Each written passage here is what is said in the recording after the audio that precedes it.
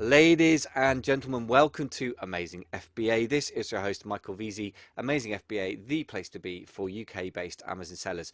British Amazon sellers, if you're watching the YouTube version, it says on the board behind me, well, yes and no. I don't care whether you're British or where you're from.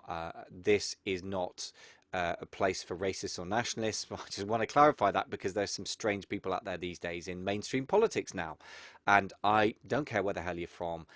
What I care about is where you're going, and I want to help you get there. So this is basically the only difference is that this is for people based in the UK. In fact, many of my clients have been from all around the globe. This is the wonderful thing about London, very, very international, and I'm very happy about that. And I just wanted to clarify that I've had people with ethnic origins from all over the globe, and I love that.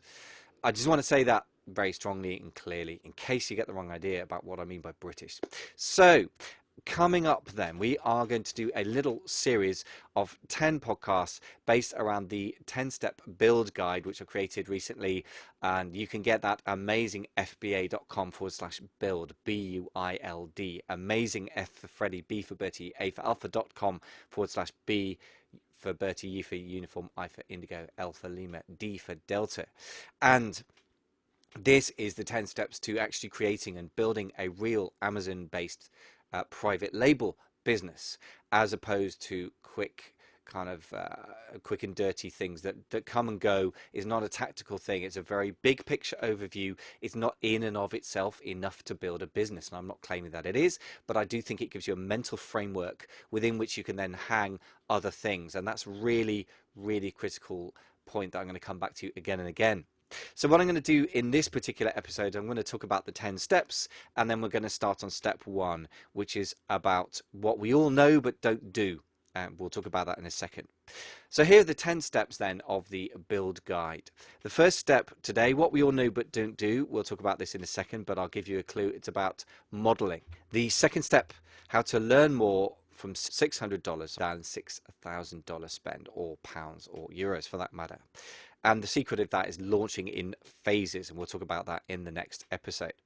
Step 3 is the NSL process, or how the overall process works for each phase, and we'll talk about that in the third episode in this little series. Step 4 is avoiding wasting $5,000 in one go, so classic errors. And again, this is connected with the idea of launching in phases, and we'll talk about that in step 4. Step 5, why product research fails and what to do instead. All right, and the clue is the word product. That obsessive focus is, I believe, the wrong focus, and there is a correct focus, I think, from experience of people who've done very well, either those I've mentored or those who I know, as well as myself. So step 6, the keys to great sourcing. There are some really major do's and don'ts, and again, this is the big picture stuff, but that's also important. Step 7, the new old school launch method that works. It's not rocket science, but it's very proven, and I know that from working with some seriously successful sellers using this. Step 8 is finding buried treasure in your Amazon business, and the hint there is measuring and understanding the numbers, above all understanding them. Step 9 is when to scale up and when not, quite different from a lot of the usual advice. And step 10 is the 3 C's to success with Amazon private label. That's the framework you need to build a business as a solopreneur, and the framework you need to build a business is different from the business model that you're building. Right? So these 10 steps are guides to help you to build a business. They're not just a business model, they are a model for how to build a business. How that makes sense. So I'm not giving you the blueprints to a house, I'm telling you how to go about the process of designing and then building the house. So it's very big picture, but I think it's a missing part of a lot of the information out there, especially the free information. So let's come back to step 1, which is the step we're on right now, which is modeling peak performers, which is the thing that I say we all know but don't do. Why do we say we all know and don't do it? Well, we tend to follow the people that shout the loudest, or the people that have a lot of money behind them, or claim to have made a lot of money. And there are some good things about that and some things we need to be careful about. The first thing I would say is modeling peak performers means that I think you need to be working with or looking at people who are experts at modeling. And the most profound example I can think of in this sort of self-development and in even internet marketing business type industry is the NLP space, where there's a lot of people shouting very loudly about a lot of things. But if you look about the founders of NLP, Bandler and Grinder, Richard Bandler and John Grinder, I think, they weren't experts in many areas, although they were experts in linguistics and psychology. So, I mean, they're very, very good backgrounds to have as experts in modeling. But what they did were becoming experts at modeling, and that is the true meaning of NLP to many people. Have a certain amount of background in NLP that I could bore you with over drinks if you like. I mean, I'm not going to talk about it here because I don't think it's relevant to e-commerce. But what is relevant, very, very relevant, is the fact that they, for example, were able to help people become more expert skiers or any other things, and tennis, to name but a few. Why is that? Were they great at playing tennis or skiing? No, they were great at modeling expert skiers and breaking down exactly what it was that differentiated them from the also-rans. And that, I think, is a really key thing. Another thing I want to say up front is there's a phrase, those who can do and those who can't teach. Very interesting one. I mean, you certainly need to be careful who you follow, and this is what I'm going to talk about for the rest of the episode, who to follow and who not to follow, all the things to watch out for. In the end, it's a very personal decision. So those who can't do, those who can teach, well, to some degree, I believe that you can't teach unless you can do things to a point, but you don't necessarily get stellar results. Here's what I would say. Really stellar results generally come from a blend of really great talent and really great luck, right? So wonderful footballers, wonderful tennis players, wonderful musicians for that matter, are born, not made. I think there is also a lot of hard work, which you can model, and there is a degree of luck which you cannot model, or rather you can't copy luck. You either get it or you don't. As somebody who was and is a certain degree of talent in music, I can certainly attest to the fact that I got my degrees in French horn playing, for example, or conducting. French horn particularly, I think I just had a certain talent for it. I didn't have great teaching early on. I had great teaching later on. I became a peak performer in that. And to be honest, I was not the greatest teacher for beginners. Why? Because that requires being able to break down for people who are struggling with it, how to make it, how to go from struggling to good. I just arrived at good by talent and hard work. But that is not a process that somebody normally can follow.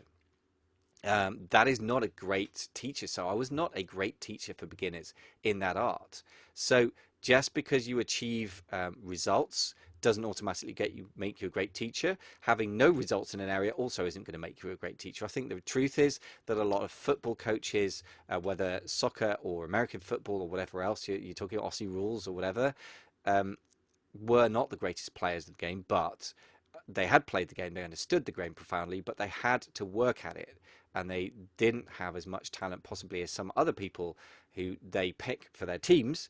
But in the end, you need to be able to break processes down, the modeling bit, and then relate to how people feel and take them through the process. And that, I believe, is the art of the great teacher. So I don't think you should be too obsessed with the people who are achieving great results necessarily, right? So it is part of the picture, but I don't think it's the whole picture. So here's what I would say, first of all, what not to follow, who not to follow. The first place that people go to, Facebook groups. Facebook groups, I think, are like bin diving, okay? There may be value in some groups, of course there is, but it's going to be a small percentage of the overall number of people in there. So be selective. There may be value in some groups. I guess it's a bit like the sort of food recycling, what do you call it, movement now, which is a great thing in theory. I think it's wonderful, and there are probably places where you can go to, like if you go to Whole Earth Foods or Whole Foods. I think at the end of the day, sometimes you can pick some great things up. There is a recent thing my wife subscribed to, some app whose name I forget, and it doesn't matter because it's not e-commerce, but you can go and get food for like half price, quarter price from some wonderful quality places that are going to throw the food out. That's a good example of being selective and maybe paying a little bit of money, but getting great value. That is very different from bin diving, right? Unless you're desperate, you probably shouldn't be going through everybody's bins. I'm not for any second criticizing anyone who's desperate enough to have to do that. That's an extraordinary situation, and I feel sorry for that person. But I don't think my wife and I, as much as we believe in, my wife believes in, food recycling, are going to go and dump through bins, because yes, you'll probably find some food you can eat, but you're going to have to dig through an awful lot of rubbish, and it's going to be depressing and possibly bad for your health. And I think the same is true for the average Facebook group as well. Much of what you hear in those is from the so-called Amazon echo chamber, as Will Chernland puts it. And that is pretty dangerous, because just because everyone's saying it doesn't make it true. So you need some reality check there as well. The other place that people often find or try to find guidance on how to start and indeed build an Amazon business or a private label business is the mixture of Facebook and YouTube and podcasts. I think that just leads to confusion. I say this as somebody who's running a podcast and who's podcasting right now. They have their place. Absorbing info and bits can be wonderful, but it means you have to have a place to integrate it into, which I think is the missing piece out there in terms of the free information anyway. So how does it plug into an overall framework? Again, not just a business model, but a framework for building a business, which is different, right? That's like the difference between a blueprint for a house and the scaffolding. If you don't have the scaffolding, you may have a wonderful blueprint for a house. You might even be quite good at brickwork and carpentry of brickwork and masonry work, building walls or even carpentry, but you need the scaffolding to physically go from the blueprint to the making and the building, right? That is the bit that I think is missing.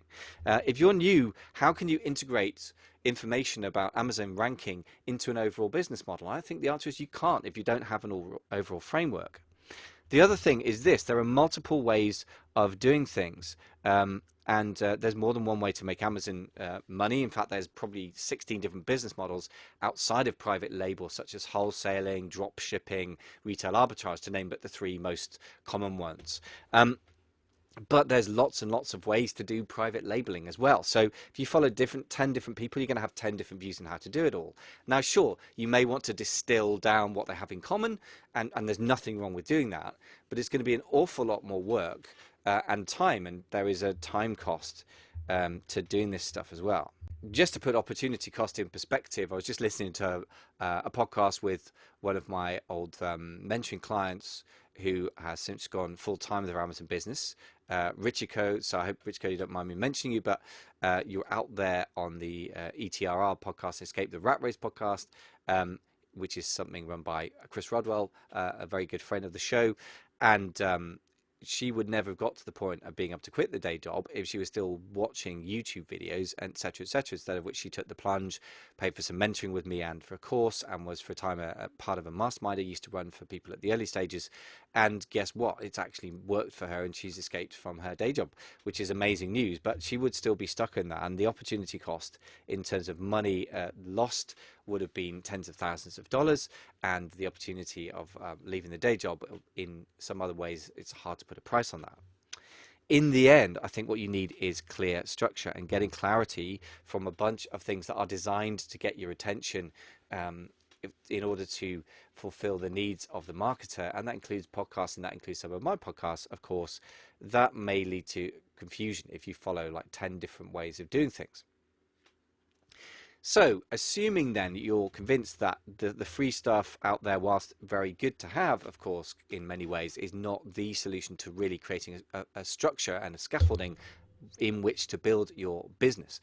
Okay, what do we do? Well, we're probably going to go and either follow a guru, if you like, or a course, or maybe get some training or join a group. And those are all good things. I would start with the word guru. I would claim that I'm not a guru. The word guru, I think it means teacher, but also it implies that they are sort of spiritually, they've had some kind of enlightenment, as I understand it. I'm not a great expert in this, but again, don't need to be, because this isn't really about the true meaning of the word guru in Hindu religion or something, which I really do not claim to know much about, but it's about the way it's used in the sort of internet marketing world, very much including e-commerce. I think if it means you park your own brain and just do what you're told, you're already lost. And here's why: because an entrepreneur needs to be very independent and very proactive. And in the end, you need to make your own decisions. So you need to start with a framework, just because it saves you time and you don't reinvent the wheel, which is very, very expensive, both in terms of money, but also time, which is the one thing you cannot get back. You can spend money, you can make money, but you cannot do anything but spend time, right? So I think it's very good to save time, but never to just park your brain. So I would say the word guru is risky because of the mental relationship it implies. And I get that as well. I get people coming to me as a quotes guru, which I hate that word, and I definitely not. I do not claim that whatsoever, right? I'm just a guy who's done a hell of a lot in a particular space and become, I guess, a specialist and has a lot of things to offer from just repeated experience. So the main thing is this: I get people coming to me who want to kind of park responsibility and they want a guarantee. And parking responsibility for their own business success is guaranteeing failure because they don't have a proactive mindset. So that I'm going to guarantee they're going to fail. And I don't work with those guys because they want something I can't offer. Somebody asked me for a guarantee of an outcome, and I said, no, I cannot possibly offer you that. And I understand why he does that, but I suggest that is not a mindset that's going to serve you, and I'm afraid I can't take your money and I can't help you. So I turned down business for that reason. The other thing is that you just have to be proactive. You cannot park responsibility, but you cannot park curiosity. You know what? I'm searching here. I'm not putting things very well. I don't think you can park the need to get over your own fear. You know, if you're asking somebody to hold your hand too much in a very competitive business environment, which is any kind of internet-based business whatsoever, I would argue, and that includes e-commerce, that includes Amazon, I don't think you're ready for the fight, in which case you need to get yourself ready by working on your own mentality. So that's not something I can particularly help with. I'm not a life coach, I guess. I'm not a psychotherapist. I'm not those things. So, bit abstract, but I think there is a relationship between how you feel and your own mentality and the gurus / courses that you're looking for. I think you need to look for a teacher, and I think you need to look for education and training, and you need to take that seriously, and you need to follow what it does, but you don't need to do so slavishly, but you need to do it so intelligently and with your own responsibility. There you go. That's my summary on that. So, courses and gurus, who to follow, who not to follow. Here's a few do's and don'ts. First of all, the don'ts, based on hearsay only, is too abstract. So, if somebody hasn't done it themselves, they don't know what it's feel like, that means you can't deal with the psychology of fear and greed, which is critical. We all feel fear, we all feel greed. We have to deal with these twin imposters, if you like. And having done it yourself means you're in a position to help other people do it, right? The other thing is it's hard to get people to trust you if you haven't done something yourself. If I hadn't sold on Amazon a lot, then I wouldn't be able to get people to believe that I know what I'm doing, and rightly so. The other thing is it's impossible to judge Facebook warriors or the latest tactics and strategies if you don't have a deep insight from doing something yourself about what will and what won't work. So that's a fairly obvious one, right? Now here's the second one, which is a lot more subtle, which is most people who are out there offering Amazon training have done massive numbers on Amazon, or at least claim to have done. I do not claim that. I claim that I've done into the six figures marks, $100,000 plus my own account, and between myself and business partners, businesses, over a $250,000, which is a starting point for knowing that I have actually achieved something, and I know from experience what goes on. But I certainly do not claim to have done $1 million a year, 2 million, 5 million, like a lot of people do. And you know what? That's great, and those are people you should consider following, because that is not an easy thing to achieve. Here's what I would say about that, though. Basing it on one seller's experience is too narrow, in my experience, my opinion, even if they've done really, really well. Here's why. Number one, each market category on Amazon is different. Some are very seasonal, like toys. Some of them problematic because of low demand, like if you're in the UK particularly. Some of them are hyper competitive, the opposite problem. For example, supplements, for example, in a lot of markets in the USA. And those are very, very different problems to have. Hyper competition is probably the bigger problem on Amazon, but you can find, particularly in Europe, that there are some areas where just not enough demand is the problem. And those are quite different problems to deal with. Here's second reason why basing something on one seller's experience is too narrow. Success once or twice can just be luck, and luck is not a strategy. Now, I wouldn't say that somebody doing 7 figures consistently is just luck. It probably isn't. But the fact that they grew it so fast can be luck. And basing it on one experience is just luck is not a strategy, as I say. And I think that comes down to the third thing, which is particular people at certain times had a particular easing starting. For example, in 2013, if you happen to work with supplements in 2012, 2013 in the USA, maybe you did well with a bit of luck and you made a killing. There are people who did that, naming no names, who created courses that I took, which turned out to have no clue whatsoever about sourcing from China, which is where most people are going to be sourcing from unless you're selling supplements or topicals. I'm not saying don't sell topicals. Supplements are famously competitive, but I do have a couple of clients in the Million Pound Mastermind and other places that have done well with supplements, but it's really, really hard. So if that's an example, that course that I took, people who'd done massive numbers but based around supplements in the USA, and guess what, if you were trying to sell it anywhere else and you were trying to sell anything else other than supplements, they were useless at helping you. I was quite cross about the lack of information that they gave me, because that cost me months and months of my time to try and recreate the wheel in terms of sourcing from China. So there's an example of success in one place isn't necessarily duplicatable. So something else, if you started in 2013 and you become a multi-million-dollar seller, fantastic, great, that's a real achievement. Most people who started then did not achieve that. Having said that, that isn't really very helpful for somebody starting in 2019, 2020 and beyond, because what worked then won't work now, right? So being based on something that worked 5 years ago is way too out of date. Amazon changes rapidly. Whole strategies that worked 5 years ago are a disaster now. For example, going for supplements most of the time. Tactics that were powerful to use 3 years ago will get your Amazon account permanently suspended now.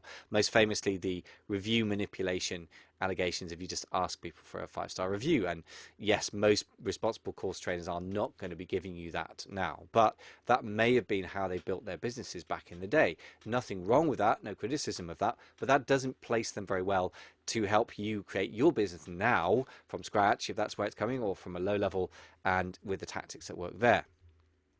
So just to clarify where I'm coming from and where our work's based, doesn't mean you should or shouldn't go for it, but I believe that you should know where we come from and then you can make your own decision. First of all, I've been selling on Amazon personally for about 4 years. I've talked about that before, so the kind of turnover is pretty modest, but at least I've been out in the trenches for a substantial time and I've seen the changes over time as well, so I've got some perspective. I'm not basing something on 12 months worth of experience or something. The second thing is interviewing serious power sellers for the podcast, private connections as well in the UK. So the podcast, that's been over about 3.5 years of interviews as well. So I've got really long perspective on what works now, what still works, what are the longer term perspectives that work and strategies, and what are the things that have changed with time. I've got private connections in the UK to power sellers who are doing over £100,000 a month or 7 figures a year comfortably, and I've been in those for about about 4 years now as well. And then the 10K collective, or maybe like 3.5 years as well. I'm trying to figure out roughly how long it is. And then the 10K collective mastermind, the collective turnover is about $50 million a year, 15 I should say. This group, which I've run since September 2017, is full of power sellers. I mean, most of them are doing several $100,000 a month upwards. The most successful sellers in that have about doubled turnover since they joined, which is about 22 months ago. So this is a very, very up-to-date insight across multiple different business categories and different marketplaces. Some of them sell in the UK only and a bit of Germany, some sell in the US mostly. And I get to see the inside of those businesses month in, month out for a long period. And that's been the most incredible learning for me. And that is the thing that I can pass on. Success leaves clues, as they say. So the power sellers that I know, probably about 40 of the UK's 7-per-year sellers, 7-figure per year sellers, do things differently. I capture and codify that and pass that on to my clients. As I said, the ability to model things and the ability to teach people at the early stages are quite different from the luck plus talent to do things at a high level yourself. That doesn't necessarily mean you can break it down for people. A lot of the time I find that the selling courses out there are very positive and get people into motion, which is great.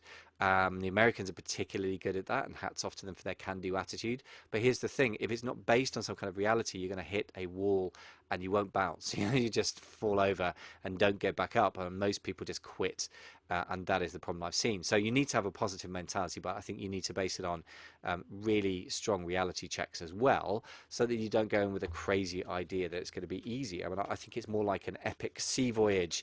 Just to wrap things up with a bit of a metaphor, recently been reading a book. It's actually a kind of comic book, but it's fiction, but it's based on quite a lot of decent research that reminded me of the whole reason why companies were invented back in the day. I believe that the Dutch invented limited companies. I'm going to have some German or French person or Italian on the phone to me next, telling me that I got it wrong.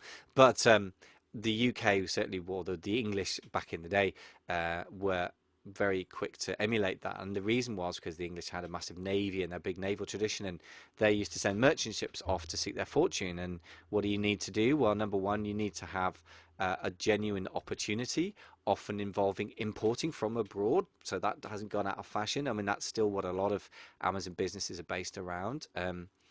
Differentiation between the labor or the goods you can get in often in the Far East, and that's still the case today, and the amount you can sell them for in Britain. I mean, that was true for spices back in the day, which were some of them worth more than their weight in gold. That's not normally the case for Amazon products, by the way. But so you got to have a prize worth winning.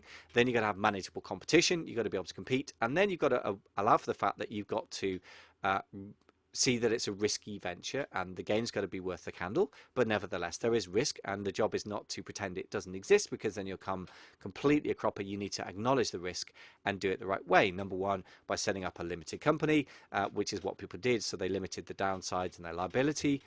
Number two, by building a solid craft to sail the seas. Number three, by getting experienced crew on board to make sure that if the inevitable storms and problems came up, that they could handle it and stay afloat.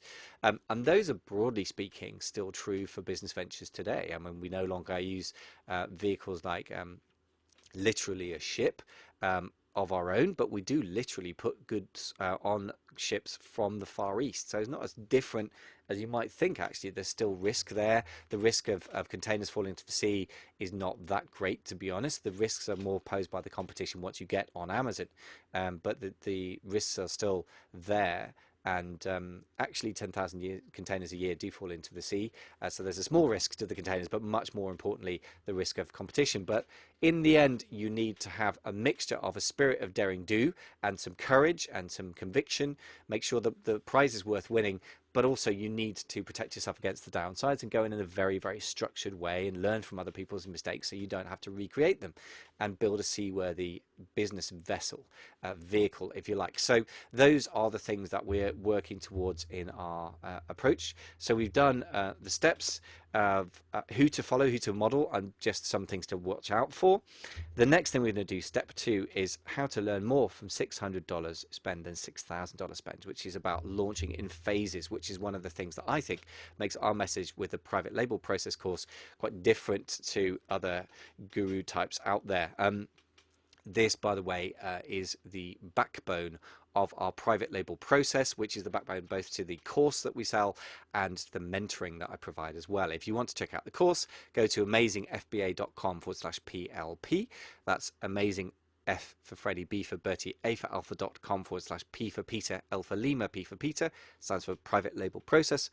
And if you want to check out mentoring one-to-one with me, if you need more hands-on help, amazingfba.com/mentoring, MENTORING. And just to quickly reiterate again, if you haven't got the build guide yet, which is completely free PDF, nicely presented, I think, which gives the overall framework to how to build an Amazon business, that is the critical framework, I think, on which you can put all other bits of information.